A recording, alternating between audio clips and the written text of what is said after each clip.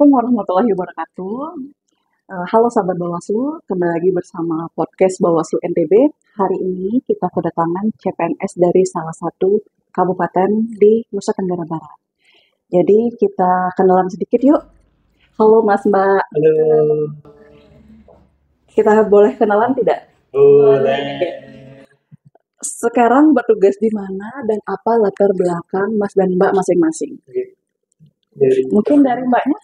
Perkenalkan, nama saya Rika Derika Yunita, CPNS Bawaslu Kabupaten Lombok Barat. Saya di formasi analis hukum ahli pertama dan kebetulan latar belakang pendidikan saya lulusan ilmu hukum Universitas Mataram. Oke, Masnya. Halo Sobat Bawaslu, perkenalkan nama saya Doli Brilian. Saya adalah CPNS Bawaslu Kabupaten Lombok Barat untuk formasi analis pengelolaan keuangan APBN. Background saya dari jurusan ekonomi, konsentrasi keuangan dari Sekolah Tinggi Ilmu Ekonomi Yogyakarta, YKPN Yogyakarta. Terima kasih. Bawaslu, perkenalkan nama saya Aulia Haris. Saya CPNS Bawaslu tahun 2024 penempatan Kabupaten Lombok Barat. Formasi penata kelola pengawas pemilihan umum ahli pertama. Latar belakang pendidikan saya sarjana hukum Universitas Mataram. Oke, kita lanjut ke pertanyaan selanjutnya ya. Apa yang memotivasi kamu mendaftar sebagai CPNS di Bawaslu?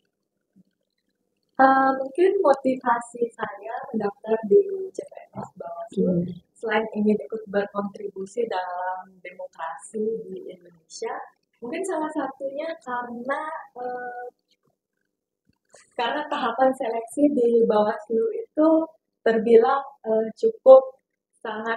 bukan sangat mudah sih, lebih mudah dibanding instansi-instansi lainnya. Oke, Masnya. Iya, yang pertama kenapa saya ingin daftar di Bawaslu itu karena formasi di tahun 2024 sudah langsung menuju ke unit terkecilnya. Jadi itu sangat memudahkan. Kemudian terkait dengan sistem seleksinya transparan dan semua sudah clear di depan. Apa yang harus di jadwal seleksinya sudah clear di depan. Kalau saya ingin berkontribusi di pemilu Indonesia, kemudian proses seleksi Bawaslu itu seperti yang dibilang Mbak Rika, emang sangat mudah, terus penempatannya juga bisa langsung kita pilih, langsung pilih penempatan. Jadi kalau lulus kita sudah tahu penempatan kita di mana. Bicara kontribusi nih, Mbak dan Masnya pernah nggak terlibat mungkin sebagai penyelenggara ad hoc dari Bawaslu atau dari KPU, pokoknya yang terlibat bagian kepemiluan saat pemilihan ataupun saat pemilu. Nah, Pernah nggak? Kalau saya sih belum, karena baru lulus. Oh, baru. Wah, hebat ya. Kemudian Masnya? kalau saya pribadi belum pernah Uh-uh. terlibat secara langsung di kepemiluan. Oke. Kebetulan saya pernah terlibat kemarin saat tahun 2024 di kegiatan pemilu. Di kegiatan pemilu saya terlibat sebagai pantarlih di pemilu kemarin. Asik ya, seperti sudah sedikit paling tidak tahu ya apa yang sering terjadi, apa yang sering dilaksanakan di Bawaslu. Kemudian ceritakan pengalaman paling berkesan selama proses seleksi CPNS Bawaslu. Ada nggak kesan-kesan? Mungkin ketemu sama orang baru, ketemu sama tokoh-tokoh yang mengerti pemilu. Selama proses seleksi CPNS kemarin itu yang paling berkesan mungkin pas tes SKD. Karena baru pertama kali ikut, jadi agak canggung, deg-degan, lulus enggak ya, Oh, gitu. itu aja sih. Ya sama dengan Aul, kalau saya pribadi memang tes SKD, karena tes SKD menurut saya yang pertama kali harus dipersiapkan, dan tesnya juga langsung kelihatan tuh saingannya berapa. Nah itu prepare persiapannya benar-benar sangat menguras hati dan tenaga. Banyak. Betul kan? Betul, menurut teman-teman saya juga sih sependapat, karena tes SKD itu menurut saya agak sangat susah, bahkan karena kan kita backgroundnya hukum nih, udah lama nggak belajar tentang hitung-hitungan atau apa tentang hitung-hitungan dan banyak mungkin matematikanya, jadinya agak lebih harus ekstra mempersiapkan diri. Artinya ada matematika juga ya, Ya, meskipun di yang hukum. ya. Ada. Oke, semuanya. Oke. Kemudian nih, tahapan seleksi mana yang paling menantang dari seleksi CPNS tersebut dan bagaimana cara menghadapinya?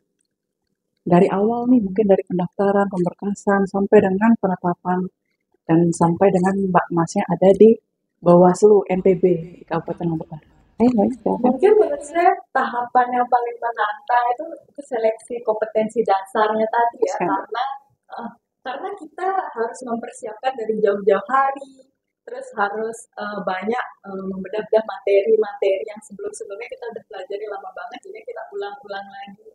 Dan mungkin Kalau dari saya pribadi, yang paling menantang itu adalah tes seleksi kompetensi bidang. Nah, karena di situ meskipun saya jurusan ekonomi, tapi ternyata yang diteskan atau dari kisi-kisi yang diberikan oleh BKN itu dari pemerintahan, ekonomi tentang terkait pemerintahan. Nah, di situ saya harus belajar dari nol. Apa itu yang dinamakan PPK, PPSPM, nah itu di masa kuliah tidak diberikan itu. Makanya saya harus belajar dari nol, memahami alurnya, kemudian diterapkan untuk belajar tes tersebut. Itu sih kalau dari saya yang paling menantang karena harus belajar benar-benar dari nol. Gitu. Kalau dari saya yang paling menantang pas tes SKD seperti yang akan saya bilang tadi, kita latar belakang sarjana hukum sudah lama kayaknya kita tidak pernah pelajari hitung-hitungan, jadi kita harus mempersiapkan dari jauh-jauh hari di tes TIU-nya. Gitu aja. Oke. Ya, sekarang Mas dan Mbaknya udah dinyatakan lulus nih. Perasaannya gimana? pastinya perasaannya senang, bangga, akhirnya perjuangan kita yang kemarin-kemarin itu membuahkan hasil lah istilahnya. Ya pasti senang dan bangga sekali bisa keterima di Bawaslu. Ya, kalau saya jelas senang sekali karena memang yang pertama cita-cita memang sudah menjadi PNS dan ini awalnya sebagai CPNS sudah sangat-sangat senang dan sangat-sangat bersyukur. Itu sih. Kalau saya sih alhamdulillah senang sekali, bangga karena sudah bisa membahagiakan orang tua, baru pertama kali ikut, alhamdulillahnya langsung lulus. Gitu sih. Kalau proses adaptasinya, sekarang penempatannya di Kabupaten Lombok Barat kan? Tugas-tugas apa nih yang sudah mulai dikerjakan sejak pertama kali penempatan di Kabupaten Lombok Barat? Kalau adaptasi sih yang pertama pasti canggung karena baru pertama kali terjun ke dunia kerja, tapi alhamdulillah rekan-rekan kerja di Lombok Barat itu lebih terbuka sama kita CPNS. Untuk kerjaan pertama kali kayaknya kalau formasi saya yang pengawas pemilu dan humas lagi bikin konten-konten untuk feed Instagram.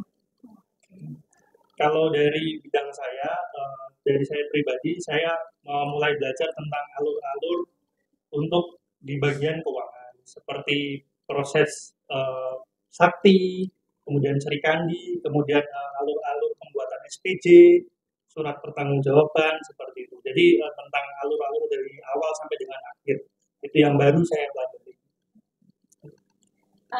Mungkin kalau saya tugas-tugas yang baru saya pelajari di Bawaslu Kabupaten Lombok Barat yaitu mungkin mengetahui tentang jenis-jenis pelanggaran itu apa aja, terus tahap alur melakukan pelanggaran itu seperti apa, dan melakukan banyak-banyak belajar tentang Perbawaslu dan undang-undang tentang kepemiluan gitu. Oke, sekarang Mas dan Mbaknya sudah di Bawaslu nih, pastinya harus tahu dong tentang demokrasi ya. Bagaimana peran Bawaslu dalam demokrasi? Karena Mbaknya sudah di Bawaslu nih, harus tahu dong meskipun apapun dari bidang penempatan Mbak dan Mas. Coba mungkin kita bisa sharing. Mungkin dari saya peran Bawaslu dalam demokrasi itu sangat besar menurut saya. karena Bawaslu itu sebagai lembaga pengawas harus memastikan demokrasi itu berjalan secara jujur, adil dan setransparan mungkin, dan agar kita bisa memberikan kepercayaan kepada masyarakat. Ya, kalau menurut saya peran Bawaslu di sini sangat vital dalam keterkaitannya dengan kepemiluan, karena Bawaslu berperan untuk menjaga marwah dari pemilu itu sendiri yang jujur, adil, dan bermartabat. Di situ peran Bawaslu untuk mengawasi jalannya pemilu. Kalau menurut saya sih Bawaslu itu sangat penting dalam perannya dalam demokrasi karena menjaga pemilu itu berjalan dengan jujur, transparan, adil dan transparan. Oke. Kemudian ini, karena Masnya sudah di Bawaslu kan ya, mungkin bisa menyampaikan apa harapan untuk ASN mendatang di Bawaslu? Harapannya nih, setelah beberapa waktu setelah beradaptasi di Bawaslu, harapannya kepada ASN yang akan datang mungkin di tahun 2005 atau 2026 dan tahun selanjutnya. Mungkin harapan saya kepada ASN Bawaslu yang akan datang agar bisa terus profesional, menjaga integritas, dan tetap jujur dan berpegang teguh kepada peraturan. Itu sama seperti Rika, jadi diharapkan ASN Bawaslu itu tetap memegang integritas, profesional, tidak memihak, dan kemudian terus ingin berkembang, menyiapkan diri untuk menghadapi proses demokrasi ke depan. Seperti rekan-rekan yang lain, harapan saya untuk ASN Bawaslu yang akan datang tetap profesional, menjaga integritas, teruslah berkembang menjadi bagian dari Bawaslu. Oke, yang terakhir nih pertanyaan dari saya, kalau bisa beri pesan kepada calon CPNS, apa yang ingin kamu sampaikan? Pesan ketika ingin bergabung nih di Bawaslu, apa nih yang mau disampaikan? Teruslah belajar, berusaha semaksimal mungkin, belajar dari jauh-jauh hari, pastinya minta restu dari orang tua juga. Ya, itu pesan saya. Proses rekrutmen sekarang ini, khususnya di Bawaslu, sangat-sangat transparan. Setiap hasil sudah bisa diketahui langsung on the spot.